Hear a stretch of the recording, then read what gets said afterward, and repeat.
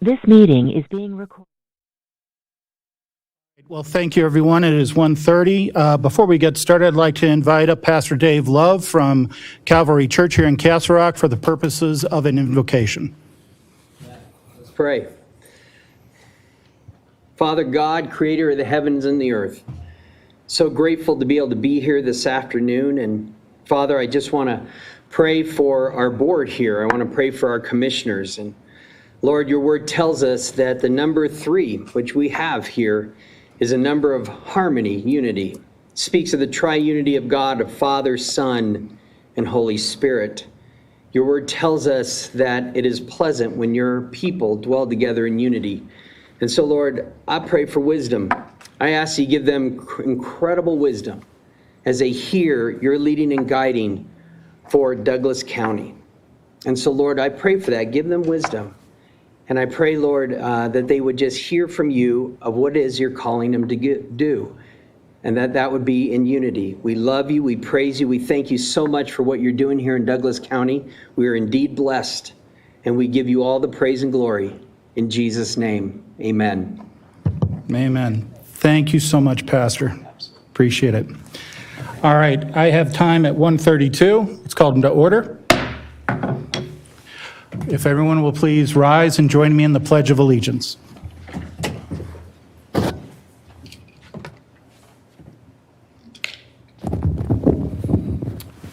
I pledge allegiance to the flag of the United States of America and to the republic for which it stands, one nation under God, indivisible, with liberty and justice for all.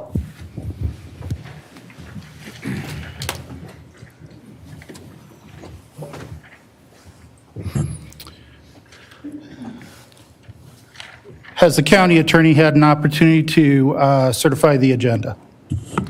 I have, Mr. Chair. My office has reviewed all items on today's agenda, and they all meet legal approval. Thank you, County Attorney. At this time, I'd like to ask my fellow commissioners if they have any disclosures to make on items on this agenda. I have none, thank you. And I have none, Mr. Chair, thank you. Thank you, and nor do I have any. This is the time for citizen comments. If there's any member of the public that would like to come forward and speak to the commissioners and speak on a subject that is not on this agenda, please, now would be the time we'd like to hear from you. Is there anyone here in the chamber who would like to come forward to speak? Seeing none. Troy, do we have anybody online who would like to speak in citizen comments? Thank you, Commissioner. I have no hands raised. Okay, thank you. Let's get right into the agenda items.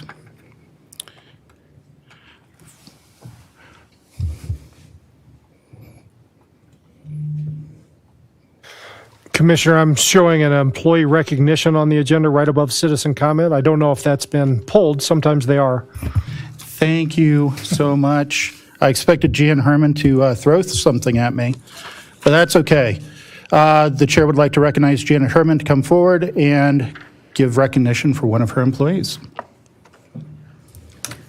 Good afternoon, Commissioners. Thank you for letting us do this recognition this afternoon. It's for Daryl Roberts.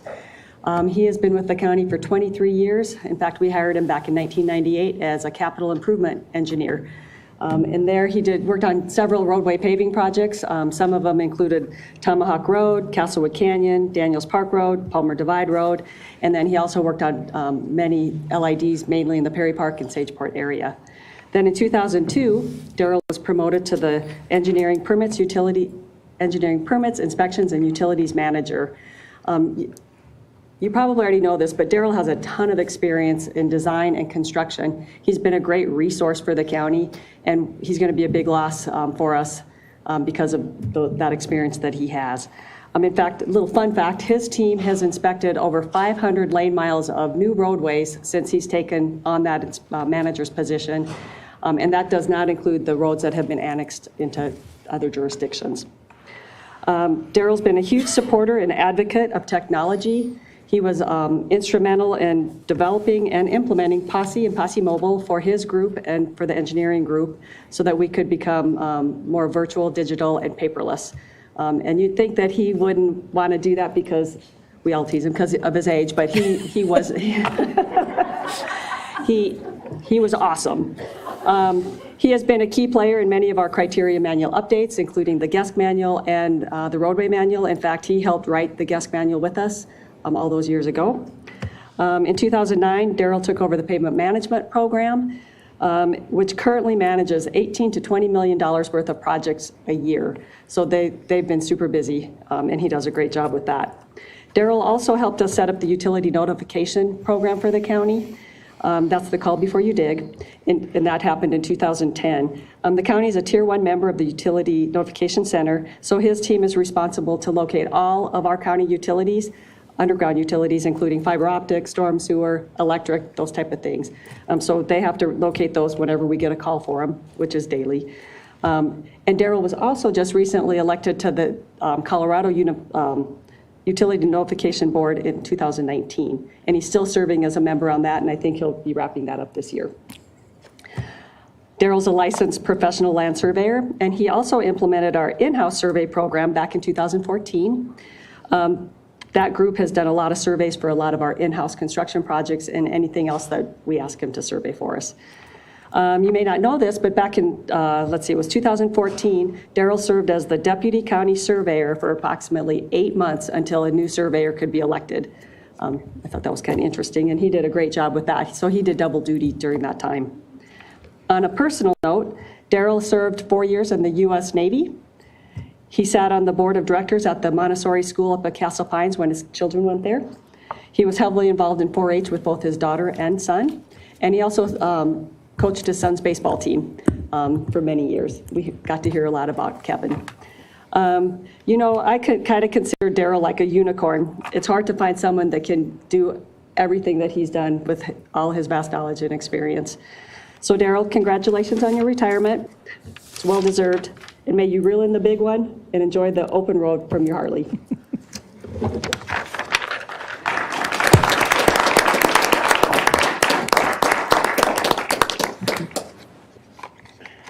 Gotta catch my breath after that. Thank you for being here today and supporting me all these years. So, we moved to Castle Rock in '87. It was a small town. Like Janet said, we were heavily involved in 4-H and FFA. After I joined the county, in 2 days after we moved into this building. So I'm just as old as the building as far as my work. Janet took away a lot of my thunder here today, but that's good. I don't have to repeat myself. Like she said, I worked in capital improvements for 5 years, did quite a few local improvement districts and some road projects, and they're still working today, so I'm pretty proud of those. And then 18 years of running the inspection group, I have to tell you that's one of my proudest moments. That group of people that we put together makes me very proud. So. They don't receive enough recognition. They're protecting the county infrastructure, interests, because if we accept a project that doesn't meet our standards, we're going to incur maintenance costs well before the time we should be. So they do a great job. They don't receive a lot of recognition. You never hear a contractor say, oh, they saved me money. The contractors say, they made me do this. And it's like, you got to do it to be to our standards. So they do a great job. So anyway, it's been a good ride, and look forward to riding the Harley. So thank you.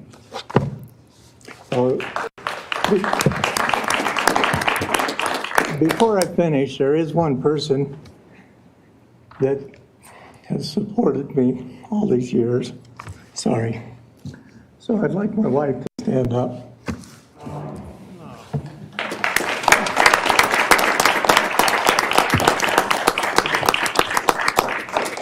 Thank you very much. Thanks. Very good. Commissioners, any comments? So Daryl, I knew that you were going to stand behind that podium and talk to us because you are a pro at doing that. You have been there giving us information on items on our agenda for years. And you've always answered them thoroughly. And I just always knew that you were so invested in our community. And to hear Janet talk about what you did with your kids, with the sports and the 4-H, and I had the opportunity to meet you and your wife at the dinner on May 1st at the fairgrounds, and I could tell how much you cared about 4-H then. So thank you for supporting him, ma'am, all the years that he worked for us. And thank you, Daryl, for everything you've done to make Douglas County a great place to live, work, and play. Thank you.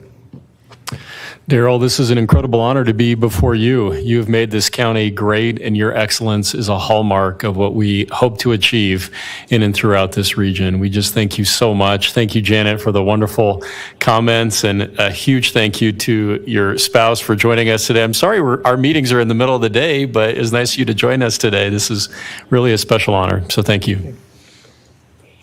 Well, obviously, I just got here, so, I mean, are you sure you don't want to hang out a little longer? It's really just getting fun. I told Janet I will not be working here when I'm 70 years old, and that's coming up this year, so. Well, then, very well. Thank you for all the years of service. Thanks for the obvious impact that you've made with my colleagues, and I'm sure for Janet to bring you up here today, the impact you made with your teammates. So, on behalf of the people of Douglas County, thank you for your service. Thank you.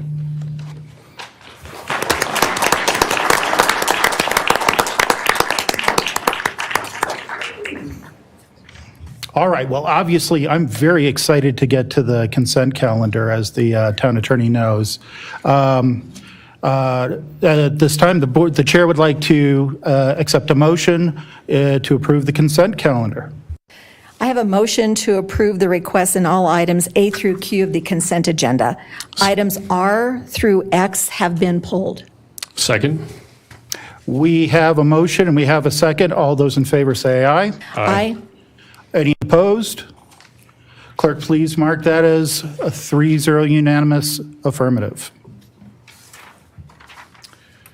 Getting into the regular agenda items, I'd like to start off with agenda item 4A, a resolution declaring that Douglas County residents are free to choose how to protect their lives and livelihoods from COVID-19. And Commissioner Layden, Commissioner Thomas, we did not discuss this, but we have read resolutions of this type publicly prior to their acceptance. I wonder if I have a volunteer to read the resolution into the record, or do we introduce by title? I'm pleased to read that, Mr. Chair, if it would please the board. Please proceed, sir. Board of County Commissioners of the County of Douglas, Colorado. Resolution declaring that Douglas County residents are free to choose how to protect their lives and livelihoods from COVID-19. Whereas the governor of the state of Colorado on May 3rd, 2021, amended and extended a face covering executive order, mask order, Executive Order D 2021-095. And whereas part of the amended mask order includes the following language, quote, notwithstanding any provision of this executive order, individuals are permitted to remove their medical or non-medical cloth face coverings in public indoor spaces if 80% of the individuals in the public indoor space have shown proof of vaccination, end quote. And whereas the above language has both concerned and confused Douglas County residents and business owners, and whereas the mask order is not enforceable because it fails strict scrutiny analysis, i.e. depriving citizens of fundamental constitutional rights without being narrowly tailored to a compelling government interest based on current COVID-19 statistics. Whereas any expected local enforcement of the mask order is an unfunded mandate, leaving the obligation of enforcement to local jurisdictions and the business community, but denying any local control over the restriction itself. And whereas the severity of remaining COVID-19 cases, hospitalizations, and deaths continues to decrease and remain manageable. And whereas scientists, public health experts, and doctors now have a better understanding of COVID-19 and effective treatment options for those who will still acquire the virus. And whereas all populations 16 and older are now eligible and have access to the COVID-19 vaccine. And whereas Douglas County residents have successfully pursued numerous opportunities to receive the COVID-19 vaccine, and more than 60.6% of its eligible citizens have received at least one vaccination, which on its own is more than 92% effective. And whereas 88.43% of Douglas County residents 70 and older, and 72.43% of Douglas County residents 60 to 69 are fully vaccinated against COVID-19, and these groups represent the most vulnerable populations for whom the original mask orders were intended to protect. And whereas the citizens' concerns around the mask order focuses mostly on the concept of vaccine passports, where people will be treated less favorably based on their ability or willingness to show proof of vaccination.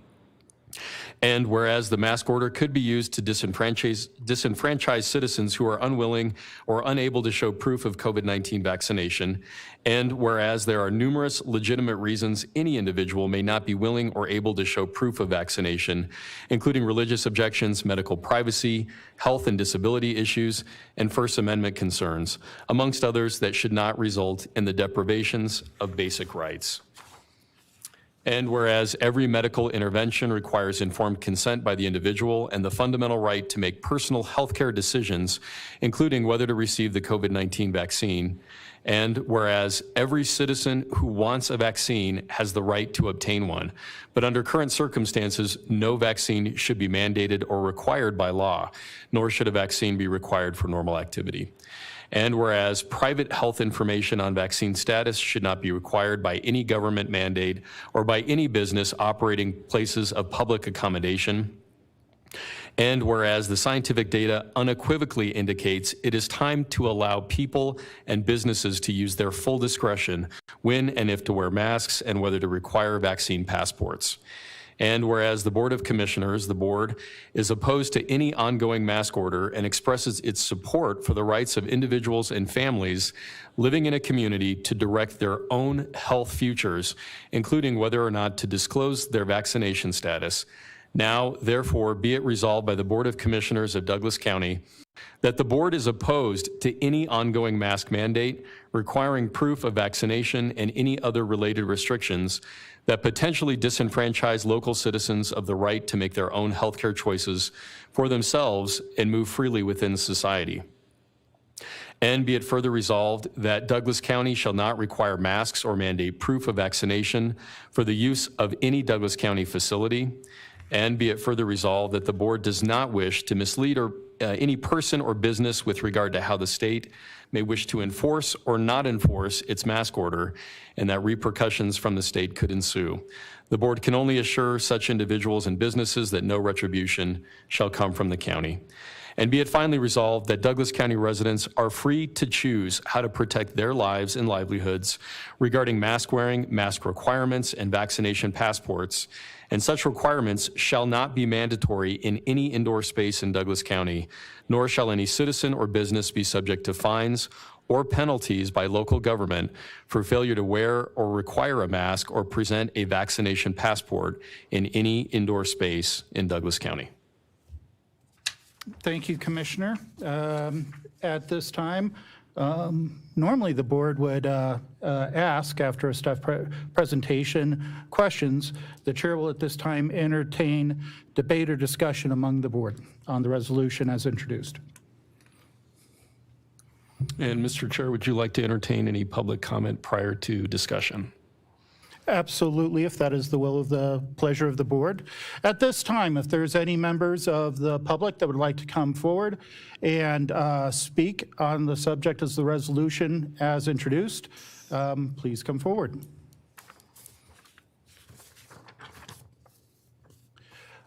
Seeing none, Ms. Dunning, do we have anyone online? Thank you, Commissioner. I have a few people online that would like to give a comment. I'm going to start first with Robert Marshall. Mr. Marshall, hang on just a second. You are unmuted. Go ahead, sir. All right, this is Robert Marshall at 2 Jackrabbit Place, Highlands Ranch, Colorado. And I had some concerns about the resolution, especially the fourth paragraph, where it says, whereas the mask order is not enforceable because it fails strict scrutiny analysis. i.e. depriving citizens of fundamental constitutional rights without being narrowly tailored to a compelling government interest based on current COVID-19 statistics. The resolution also says that the legal department spent 9 minutes reviewing this resolution, and I am at a loss to figure out how anyone could come to that conclusion of saying this violates constitutional rights. George Washington had mandatory vaccination requirements for the Continental Army. In 1824, Chief Justice Marshall, for a unanimous Supreme Court in Ogden versus Utah, said that the states had absolute authority to take public health measures in order to protect themselves. This was reaffirmed in 1905 by Jacobson and Mess, where the Supreme Court upheld mandatory smallpox vaccinations, where they said, upon the principle of self-defense of paramount necessity, a community has the right to protect itself against an epidemic of disease which threatens the safety of its members. During the 1918-1919 Spanish influenza, it was never even challenged, mask mandates, because the courts wouldn't even entertain them. All the municipal ordinances and the municipal mask courts. And this was all reaffirmed just last year by Chief Justice Roberts when South Bay Pentecostal Church against Newsom, the entire idea. So this is all political theater, which is very disturbing. If you all are very sure of your position that this mask mandate was unconstitutional, you'd put your money where your mouth is and sue the state and ask for an injunction against these constitutional rights of our citizens. Otherwise, you're just stirring the pot and getting people upset about something that they shouldn't be upset about. So thank you. That's it. Thank you very much, Mr. Marshall. We appreciate your comments. Troy, is there another member online who would like to speak? Yes, sir. Thank you, Commissioner. I have Len Witten on the phone. Len, you are unmuted. Thank you. This is Len Witten, W-H-I-T-T-E-N. I'm at 2773 Rockbridge Drive in Highlands Ranch.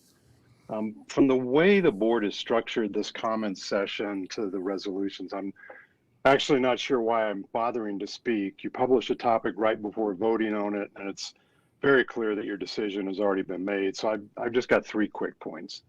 Number one, you focus on the positive relaxation of masking rules, where if 80% of those indoors are vaccinated, then no mask is needed.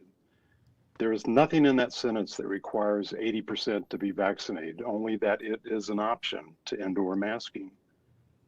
Number two, previously you've stated that businesses must be allowed to make their own decisions without government interference. But now you are stating that businesses cannot require a mask to enter. Third, finally, you are putting businesses at risk, saying that the state could still take action against them despite this resolution. You've been at war with public health officials for over a year now. You have fought with state health officials and local health officials. You fired 2 of your own representatives for disagreeing with your actions and installed 2 that will always agree with you. You have withdrawn from the TCHD, then withdrew the withdrawal, then said you were going to withdraw again. For the 3 of you to decide that the pandemic is over and that the vulnerable no longer exist and continue this war is not leadership, it is ideology, and I object. Thank you. Thank you, Mr. Witten. Troy, next person, please. Thank you, Commissioner. I have Stephen Lechner on the line. However, we are having a technical difficulty in unmuting him. Looks like he's the 3rd and final attendee that would like to speak, but we're unable to unmute him. So I'll have him put his comments in the chat window. Excellent. Thank you. Thank you. At that, public comment is closed, and bring it back to the board for discussion.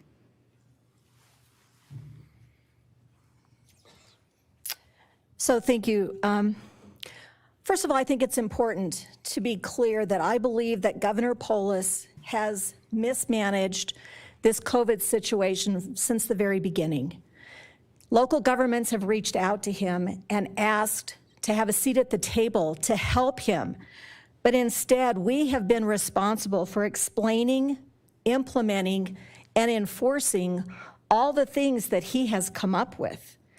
He has done the planning, the formulation, and the consideration of all of his policies without our input. And it has not gone well for our county, for sure.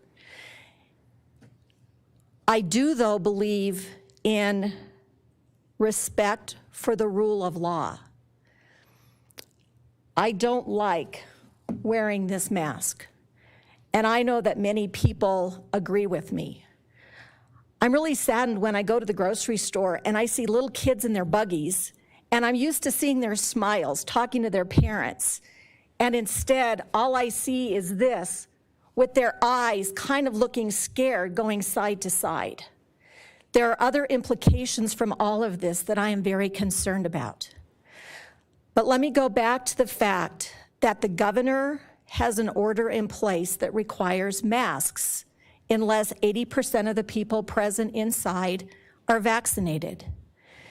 And since March of last year, this board, and when Commissioner Teal wasn't here, Commissioner Partridge was here, we asked our legal staff over and over, help us figure out a way to go around these governor mandates because they are not good for our community.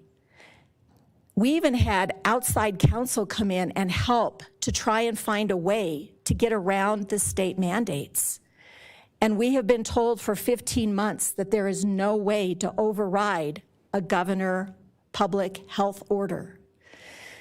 And while I do not support our citizens being forced to wear masks and being forced to make decisions that are not good for them, I do not believe that it is good government for us to attempt to tell our citizens that they do not need to follow a governor order. What I know is going to happen is there is going to be even more confusion in Douglas County about when someone needs to wear a mask and when someone doesn't need to wear a mask. And I think this is highlighted by the lack of partnership that has taken place in the issuance of this order. We've had local elected officials that work for the county contact this board this morning upset because they didn't know that this was going to happen. And they have employees that work face to face with the public. And those employees are now concerned, and they think that we don't care about their health because they think that we're not going to make people wear masks to come do business with them. I've heard from a business owner who said, please make it clear that in personal services, we are still regulated by DORA. People can't come in to get a haircut without a mask. You are going to make things more difficult for my staff and for my business. I've already lost people across both sides of the aisle, she said. I can't afford to lose any more. I would like to ask my fellow commissioners to please stall this for now. Let's make a coalition of our business owners, our local elected officials, our employees, other people who want a seat at the table to make sure that we are making a decision that is right for this county, for our businesses, for our citizens. And there's still plenty of time to make this decision if after we work with everybody, we believe that this is still the right thing to do. Thank you. Thank you, Commissioner. Commissioner Layden. Thank you, Mr. Chair, and thank you, Commissioner Thomas. I think that managing a global pandemic on a local level for 15 months is nothing that any of us signed up to do, and Commissioner Thomas is well aware of the journey that we've been on throughout this last year. And I think this board is also aware that I like nothing more than robust stakeholder input, engagement from all those we represent, and I continue to welcome that. We followed up today yet again with our directors and elected officials around that continued desire for engagement. That said, we've seen over 300 orders come off of the desk of the governor with very little local input, unfortunately. And so there's been an expectation of expediency, that this board respond well, especially to citizen and business concerns, that this is confusing. It's confusing. After a year, more than a year, of orders that they can't make heads or tails of, for businesses to then have to have a vaccine passport and figure out if 80% of the people are vaccinated or not, to allow them to remove masks, it's just another arbitrary hurdle that's going to create confusion for our businesses, and we've heard that directly from them. This is not a symbolic resolution. This is a resolution that is firmly grounded in the law. It is not only an unfunded mandate, but specific fundamental rights are absolutely being implicated. And I want to address several of those. I mean, we're talking about the First Amendment freedom of religion, assembly, movement, travel, the 14th Amendment protection against a state depriving any person of life, liberty, or property without due process, procedural due process, the Fifth Amendment prohibition against regulatory takings. There's a laundry list of fundamental rights protected in the Constitution for our citizens. And after 15 months of seeing orders come off of the governor's desks, it's time for us to really acknowledge the rights of our citizens and defend our businesses against further confusion. In addition, this is an unfunded mandate. While this order was issued to Douglas County and all of the counties in the state, there are no resources from the state being provided either to Douglas County or our places of public accommodation to actually handle these vaccine passports. So that's certainly a concern. But again, not only is this not symbolic but grounded in the law, it's also grounded in science, and the science is clear. Just today, we heard from our local public health department, Tri-County Health, that test positivity has fallen 18% to 5.6%. We know that severity is trending far down. 17 people are in the hospital right now for May compared to 112 in April. That's not just trending well, that is dropping off of a cliff in terms of severity. Again, that death rate is incredibly low, 1 so far in May. Hospital capacity is outstanding, 17% available in ICU, 21% available in non-ICU. And again, vaccination rates are skyrocketing. That's the one statistic that is up. 93% of people over 70 have initiated the vaccine, which we know is 92% effective. So again, it's based on science, it's based on data, it's looking at the epidemiology with the experts for 15 months and saying, enough is enough. The pandemic is over. It's time for us to end this conversation around ongoing irrational mandates that are very much like the emperor has no clothes. It is the same thing I said a month ago, and we'll be saying more soon. I think the state has watched Douglas County lead on variances, which people thought were wild and crazy then. We got them, and then we got them for the whole state. We heard things about the 5-star program, which Douglas County demanded. Then the governor allowed the entire state to have those because it made sense. We issued small business grants, especially to our restaurant industry, which people said were crazy. And then the restaurants said, thank you, because we would not have survived without them. And then we also asked the governor to devolve the dial to local governments, which also seemed wild at the time, but it's made sense because government is best that is closest to the people. So here we are again today dealing with a vaccination passport and mask mandates when we have the vulnerable protected, and anybody that has wanted a vaccine has had that available to them. So what are we doing? So with that, I am in firm support of this resolution in honor of our citizens and businesses, and I ask that our board support it. Thank you, Commissioner Layden. You stole my thunder. I was going to talk about the report from Tri-County today. One of the things that you did fail to mention, however, Commissioner, I guess you didn't fail to mention, but you did not mention, that I'd like to mention, is a comment that came out from Tri-County that vaccination rates are falling. Vaccinations are no longer in we are no longer experiencing vaccine shortages. And what that tells me, and what that, based also on other conversations I've had, people who want a vaccine can get a vaccine right now. They are eligible. Young people down to the age of 16 who want a vaccine can get a vaccine. Our cases are not only going down, our severity, which, by the way, we all committed up here a month or so ago to really measure by severity, not by raw case count, for a virus that has something in the neighborhood of a 99.996 survival rate, but rather severity. Because those who are, I think we all know, those who are affected by this virus, it is severe. It does cause death. It does cause serious injury.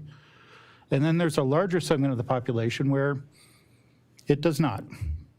And so at a time when we seem for all the world to be getting ahead of the vaccination curve, and we know we are near at totality, probably at herd immunity among the vulnerable populations in our country, I really believe it is time for us to take this stand. It is time for us to stand up. And I believe that's what the governor thinks as well, particularly with that last executive order where suggesting that 80%, if 80% of people in a room are vaccinated, then they can go without a mask. 80% is an easy number to toss out. It's an easy number to throw out at a 30,000-foot policy level, but truly operationalizing that, truly making that happen within our businesses, within our workplaces, within our social gathering areas. Come on. How do you do that? Seriously. So it seems to me that, no, this was the right resolution to do at this time. And I do speak in favor of the motion. With that said, is there a motion to approve Resolution 4A? Excuse me, may I make another comment, please? Oh, absolutely. Excuse me, Commissioner. Thank you. I had talked earlier about partnerships, that yesterday morning I asked if we had reached out to any of the mayors, and Commissioner Layden had a call with the mayors. I texted Dr. Douglas with Tri-County Health last night to see if anybody had talked with him about what we were going to do, and he said, thank you for the heads up. This is the first I've heard about it, and I'm not sure that I can support that. Again, I think it's important that we all work together in this county to maintain the health and the comfort of our citizens. Last week, the county got the results of the survey that we had done earlier. Every 2 years, we do a survey. And the first time that, since we've been doing these surveys, it was clear that our citizens are tired of the politics that are coming out in the decisions that are being made. And I've asked my board to not do this at this time, to work with all of our partners and to make a decision that is in the interest of good government, that we are serving our citizens well. And while there are many of my supporters who are not happy with me for not supporting this resolution, I need to make it clear that when I was sworn in January, I said that I would govern the 378,000 residents in this community. And I am looking at governing well, governing with excellence. And that is why I cannot support this resolution when it comes to telling everyone they no longer need to wear a mask in Douglas County. I do not support vaccine passports, and I want to make that clear. I think that is a personal decision that doesn't need to be shared with everyone. The thing about this order that I do not like are the 5 words that say that we do not need to wear masks in Douglas County. Again, because commissioners do not have the ability to legally override that of the governor. Thank you. Additional questions by the commissioners? Thank you, Mr. Chair, and thank you, Commissioner Thomas. I really respect that comment around not making decisions based on politics, and this is a challenging one, so I really honor and respect your thought process and decision-making. I just reach a different conclusion, and again, I think what is so important about this is that freedom is not political. Freedom is a fundamental right, and what we're saying in this resolution is you are free as an adult to make a decision for yourself whether to mask, for yourself whether to get a vaccine, for yourself whether to patronize a restaurant or spend time with friends. Freedom is an important fundamental right that I will continue to uphold for our citizens, not just because they demand that of me, but because that is a God-given right that I have no ability to take away, neither does the governor. I will also just want to indicate to the board, I think it's very important that we honor our elected officials and our department heads. So I'm pleased to submit an amendment to the be it resolves so that it reflects in the second be it resolved that the board shall not require masks, and then further down in the finally be it resolved that in any board-controlled indoor space, so that again, we're giving our elected officials and our department heads the maximum amount of freedom to make those decisions based upon the dynamics of their departments. The chair recognizes an amendment to the resolution. Is there a second? I will second that resolution, and I do have a comment. By all means, your comment. So I would just like to point out that a board-controlled facility is our Human Services Department. That is a board group that works under the direction of the board. And the Director of Human Services has indicated that his staff wants to be able to have masks in their contact with other people that they are working with. And I think it's important that this board recognize the requests of our directors and our employees. Further comments on the amendment to the resolution?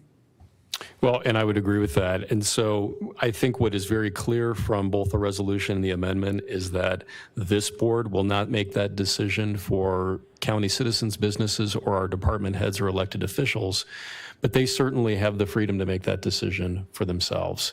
I think that is a clear reading of the document and an interpretation that's fair that we would certainly support. And I'd like to make it clear, in terms of my intent with this resolution, to the people of Douglas County, listen, if you want to wear a mask, wear a mask.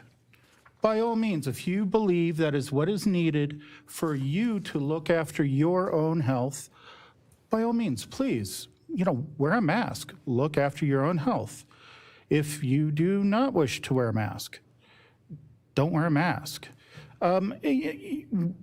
Once again, we look at where we are in the state of this pandemic, and the numbers are going down, the incidents are going down, the severity metrics are going down severely.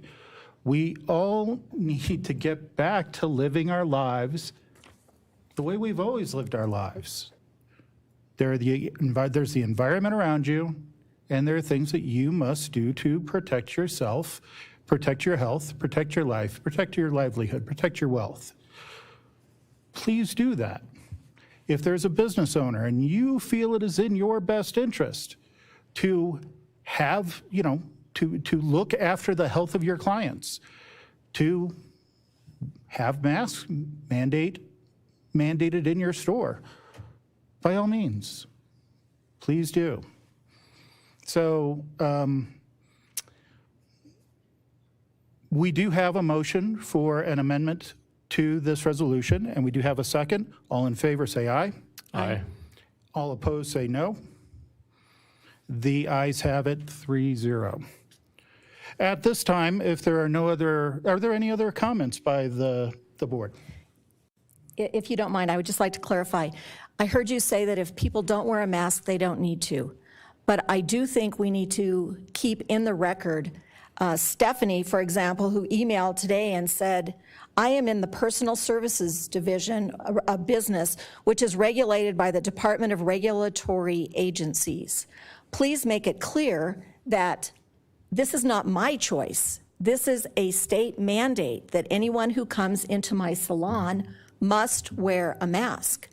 what's going to happen, she is concerned, what she writes to me is if we pass this resolution, customers are going to come in and say, commissioners don't say I don't need to wear a mask. And she has to have her employees say, but the Department of Regulatory Agencies says that you have to. And throughout all of this, Abe, our conversations have been, what can we do to make this better for our businesses? What can we do to relieve the pressure and the tensions on them? And I submit to you that what we are doing here is not helping our businesses. We heard this morning that city managers across Douglas County are emailing their staff saying that nothing that the commissioners are doing today is changing their operations. I just want to make it clear that the far-reaching impacts of the decision that we are facing today, and I would like to submit these 3 emails for exhibits also. May I ask that the county attorney please enter those emails as exhibits to this resolution? Yes, sir, and they will be labeled exhibits 1, 2, and 3. Thank you, county attorney. Is there any further commentary by the board, or would the board like to submit a motion for the amended resolution? Well, I have an additional comment, Mr. Chair, and I think it's important to provide one because Commissioner Thomas and I have been on this COVID-19 journey for quite a while now. I think part of the comment is, this notion that a lot of rural communities, I think you made the comment, Laura, that a lot of rural communities are kind of sneaking around and just not doing it. They're just, the citizens and the businesses are saying, well, we're just going to ignore the state. I think we heard from our director of communications and from the experts that inform us that the public largely has stopped listening and have made their own decisions based upon what is patently obvious to myself and I think many others around vaccination data and severity. Douglas County citizens are rule followers. I think this board, we aspire to be rule followers. And instead of encouraging our citizens to sneak around or just violate the order without telling anybody, I'd say be bold. Own what we're doing under the rubric of the law and the fact that this is an unfunded mandate. And I can't support a state order that continues to confuse and confound our citizens and businesses over 15 months. Enough is enough. I think we don't need to sneak around. Let's be honest and forthright about our decision making and boldly proclaim it based on the best legal arguments we have. And you're right, it's been challenging. We've been trying for 15 months to find a way for our citizens to govern their own lives, and it's been really hard to do that. But I think the arc of freedom is trending in the right direction. And my hope is that the state will contemplate what we're doing today and hopefully follow suit. Any further comments by board? Mr. Chair, if there's no further discussion, I'll make a motion to approve a resolution declaring that Douglas County residents are free to choose how to protect their lives and livelihoods from COVID-19 as amended. The chair recognizes the motion. Is there a second? Please do, Mr. Chair. The chair will be happy to make a second. We do have a motion. We have a second. All in favor, say aye. Aye. All opposed, say no. No. Go ahead, and this is a 2-1 vote in the affirmative. Please mark the resolution as passed. Moving along to agenda item 4B. A resolution proclaiming May 9 through 15, 2021 as Law Enforcement Week in Douglas County, Colorado, honoring the service and sacrifice of those law enforcement officers killed in the line of duty while protecting our communities and safeguarding our democracy. Under Sheriff Dave Wolcher, I understand you would like to speak to this and present it to the board.